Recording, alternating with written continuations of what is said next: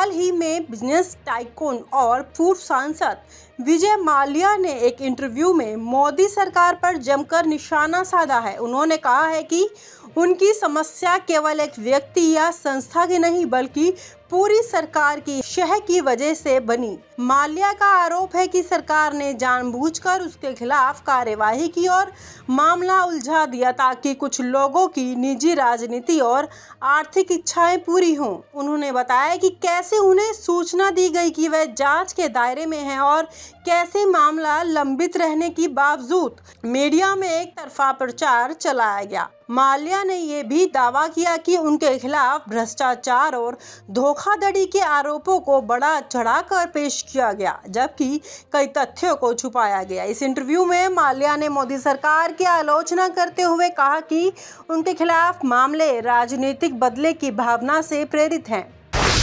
विजय माल्या पर लगाए गए गंभीर आरोपों और उनका ब्यौरा। विजय माल्या पर सरकारी और वित्तीय संस्थाओं ने लगभग 9,000 करोड़ रुपए के बकाया कर्ज के लिए मुकदमे दर्ज किए हैं। यह कर्ज मुख्य रूप से उनके किंगफिशर एयरलाइंस के लिए किया गया था, जो बाद में दिवालिया घोषित हो गया। इस कर्ज में ब्रेकिंग घोटाले, धोखाधड़ी और मनी लॉन्ड्रिंग के गंभीर आरोप शामिल है। सरकार का दावा है कि माल्या ने सरकारी बैंकों से कर्ज लेने के बाद कंपनी के पैसे का गलत उपयोग किया और कर्ज वापस नहीं किया। वहीं विजय माल्या का कहना है कि उन्होंने कंपनी के संचालन के दौरान कई आर्थिक बाधाओं का सामना किया और मामला राजनीतिक दबावों के कारण ज़्यादा बढ़ गया। उन्होंने यह भी कहा कि उनके ऊपर लगे अधिकांश आरोप बिना जांच परख के लगाए गए। मोदी सरकार की भूमिका और कार्यवाही की गड़बड़ी। माल्या के आरोपों के अनुसार मोदी सरकार ने उनके खिलाफ कार्यवाही तो शुरू कर दी, लेकिन प्रक्रिया पूरी ईमानदारी से नहीं हुई। उन्होंने कहा कि जांच एजेंसियों ने उन्हें पर्याप्त मौका नहीं दिया और कई बार जांच के नियमों का उल्लंघन किया गया। वहीं सरकार के पक्ष में कहा जाता है कि वह भ्रष्टाचार के खिलाफ सख्त हैं और विजय माल्या जैसे आर्थिक अपराधियों के खिलाफ कार्यवाही कर रही हैं। लेकिन सवाल यह उठता है कि क्या कार्यवाही निष्पक्ष और पारदर्शी हुई या सिर्फ राजनीति की भेंट चढ़ी। ये विवाद वर्षों से जारी है और अभी तक कई केस अदालतों में लंबित हैं। कई बार कोर्ट ने माल्या को राहत दी तो कई बार सख्त आदेश भी जारी हुए। इस मामले में न केवल भारत की न्याय व्यवस्था पर सवाल उठे बल्कि अंतर्राष्ट्रीय स्तर पर भारत की छवि पर भी असर पड़ा। माल्या के बचाव में आए कुछ तथ्य और उनके बयान। विजय माल्या ने कई बार ये बताया कि उनके ऊपर जो आरोप लगाए गए उसमें कई गलतफहमियां हैं। उनका कहना है कि उन्होंने बैंक से लिए गए कर्ज का कुछ हिस्सा चुकाया भी है और कंपनी के दिवालिया होने के पीछे कई बाहरी कारण जिम्मेदार थे, जिसे कि अंतर्राष्ट्रीय वित्तीय संकट, एयरलाइंस उद्योग में बढ़ती प्रतिस्पर्धा और राजनीतिक हस्तक्षेप। उन्होंने यह भी कहा कि भारतीय मीडिया में उनकी छवि को बदनाम करने के लिए बड़ी साजिश रची गई, जिससे उनके आर्थिक पुनर्वास में बाधा आई।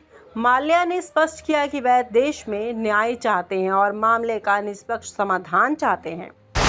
कर्ज की राशि और नुकसान का विस्तार। विजय माल्या का कुल लगभग 9,000 करोड़ रुपए का बकाया कर्ज होने का आरोप है, जिसमें सरकारी बैंकों के कर्ज के अलावा निजी निवेशकों और अन्य संस्थाओं का पैसा भी शामिल है। यह राशि भारत के कई प्रमुख बैंकों के लिए एक बड़ा झटका साबित हुई, जिससे बैंकों के आर्थिक हालात भी प्रभावित हुए। किंगफिशर एयरलाइंस के दिवालिया होने से हजारों कर्मचारियों की नौकरी चली गई और करोड़ों रुपए की टैक्स राशि भी अटकी है। इस मामले ने भारतीय एयरलाइंस उद्योग और वित्तीय संस्थाओं की विश्वसनीयता को भी चोट पहुंचाई। सरकार ने यह सुनिश्चित करने के लिए कई कदम उठाए कि भविष्य में इस तरह के घोटाले ना हो, लेकिन केस की जांच और मुकदमा प्रक्रिया में आए लगातार देरी ने सवाल पैदा कर दिए कि क्या उच्च स्तर पर इस मामले को सही से ट्रीट किया गया। अंतर्राष्ट्रीय स्तर पर मामला और प्रत्यर्पण की जटिलताएं। विजय माल्या ने अपने बयान में कहा कि सरकार ने उनके प्रत्यर्पण की प्रतिक्रिया को भी जानबूझकर लंबा किया। माल्या वर्तमान में ब्रिटेन में हैं और भारत सरकार ने कई बार ब्रिटिश न्यायपालिका से उनकी वापसी की मांग की है, लेकिन ब्रिटेन की अदालतों में यह मामला कई वर्षों से अटका हुआ है। माल्या के वकीलों ने भी दावा किया है कि भारत में कानूनी प्रक्रिया में कई गंभीर खामियां हैं, जिनके कारण प्रत्यार्पण में देरी हो रही है। इसमें भारत सरकार की कानूनी तैयारियां और राजनीतिक इच्छा शक्ति पर भी सवाल उठते हैं। इस देरी ने माल्या को अपनी संपत्ति बेचने और पुनर्वित्तीय योजना बनाने का अवसर दिया। मोदी सरकार का हंटर मोड और मीडिया ट्रायल। मोदी सरकार ने भ्रष्टाचार के खिलाफ अपनी सख्ती को लेकर कई बड़े अभियान चलाए हैं, जिसमें विजय माल्या का केस भी शामिल है। लेकिन इस अभियान में अक्सर मीडिया ट्रायल का बड़ा रोल रहा है। माल्या के खिलाफ मीडिया में कई बार अतिरंजित खबरें प्रकाशित हुई, जिसमें उन्हें देश का दुश्मन कहा गया। ये ट्रायल उनकी छवि को गंभीर नुकसान पहुंचाने वाला साबित हुआ। सरकार के आलोचक कहते हैं कि इस तरह की मीडिया कवरेज से न्यायिक प्रक्रिया प्रभावित होती है और आरोपी को निष्पक्ष सुनवाई का अधिकार नहीं मिलता। इस मामले में कई बार मीडिया और सरकार के बीच सहयोग की बात भी सामने आई है। निष्पक्ष जांच और न्याय की मांग। विजय माल्या और उनके समर्थकों का मानना है कि केस की निष्पक्ष जांच और कानूनी प्रक्रिया होनी चाहिए। उन्होंने कहा वह भारत के न्यायिक तंत्र पर विश्वास रखते हैं और चाहते हैं कि उनकी सच्चाई सामने आए। इस बीच विपक्ष और सामाजिक कार्यकर्ता भी सरकार से मांग करते रहे हैं वह इस मामले को राजनीतिक रंग देने की बजाय न्यायिक प्रक्रिया को स्वतंत्रता दे। अब सवाल ये है कि क्या न्यायिक प्रक्रिया जांच एजेंसियां वास्तव में स्वतंत्र हैं या फिर सत्ता के दबाव में काम कर रही हैं? ये सवाल केवल विजय माल्या के केस तक सीमित नहीं, बल्कि पूरे देश की न्यायिक व्यवस्था के लिए भी गंभीर चुनौती है। केस की वर्तमान स्थिति और आने वाले संभावित कदम। अभी विजय माल्या के खिलाफ कई मुकदमे भारत और विदेश में चल रहे हैं। प्रत्यार्पण का मामला ब्रिटेन में लंबित है, वहीं भारत में भी उनके खिलाफ कई जांचें जारी हैं और आर्थिक अपराध शाखा सीबीआई और ईडी लगातार माल्या की संपत्ति को जब्त कर रही है और कर्ज की वसूली के प्रयास कर रही है। माल्या की कानूनी टीम भी सक्रिय है और हर कोर्ट में वह बचाव करती है और कई बार उन्हें राहत मिली है, लेकिन केस का अंतिम फैसला अभी दूर है।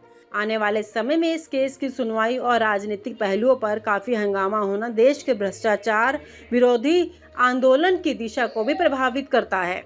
दोस्तों, विजय माल्या का केस सिर्फ एक आर्थिक मामला नहीं है, बल्कि भारत की न्यायपालिका, राजनीतिक इच्छा शक्ति और भ्रष्टाचार के खिलाफ लड़ाई का आईना है।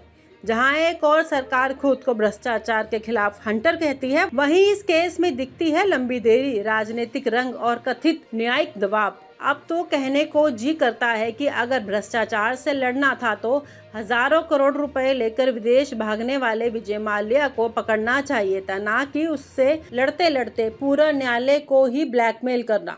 और आप हमसे जुड़े रहने के लिए सब्सक्राइब करें YouTube पर, फॉलो करें Twitter पर और लाइक करें Facebook पर। और ज्यादा जानकारी के लिए आपको टाइप करना होगा सिर्फ न्यूज़ नशा।